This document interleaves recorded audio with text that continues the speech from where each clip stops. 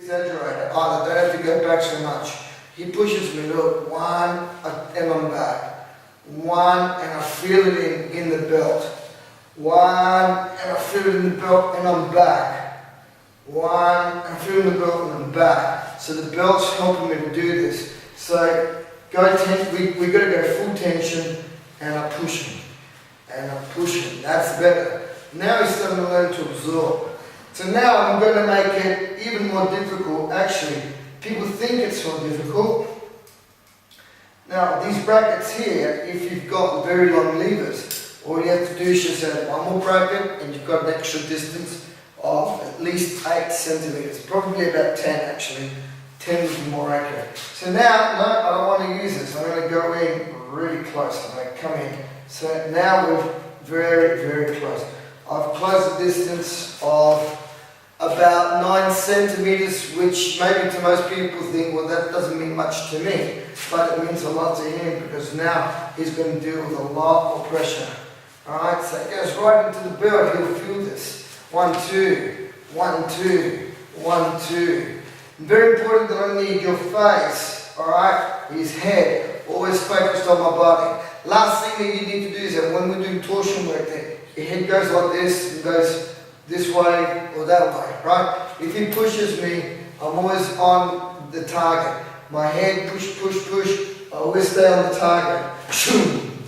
Alright? This is the only way, good way I'm going to learn spring action. So this is a guide, right? So if he's doing it with his back, i.e. doing torsion work and he's using the belt as a guide, he can also do direct bow and arrow pressure as well. So if he pushes me straight, 1, let's go, 2, which would be something like this. Go 1, and then I come through, bang, 2.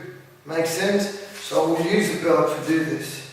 If he puts too much pressure, pressure, now he takes a step, passo, I will use the belt, watch my leg. 1, 2, and I'll throw him. Right?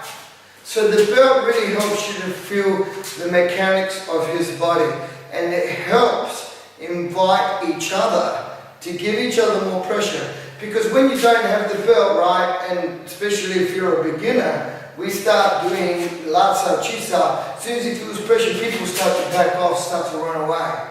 And so we don't want this. That's why the belt's got to keep you close. And so you'll find, look, now Stefan, without realizing it, alright, is now doing much more torsion work. And he's coming through. Alright, 1, 2. Now I'm just going to let him do the show. And I'm going to put him under pressure. Alright.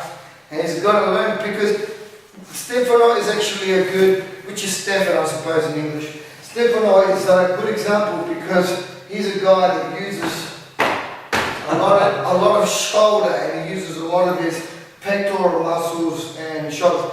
He's actually, I don't know if he's qualified as a professional swimmer, but he's a lifeguard and he does plunges into the water. He goes, I don't know, quanti metri verso l'acqua? 37. So you reckon? 37 meters. Yes. He goes down to, yeah, I mean, he's trained in a different way, so to get his body tuned into Wing Chun's not easy. He's got this idea in his head that thinks, hey man, if I swim in water, then I'll be like water when I do Chisa. And that's not the way it is, guys, so don't, yeah, and he's got a good physique, so he is very flexible.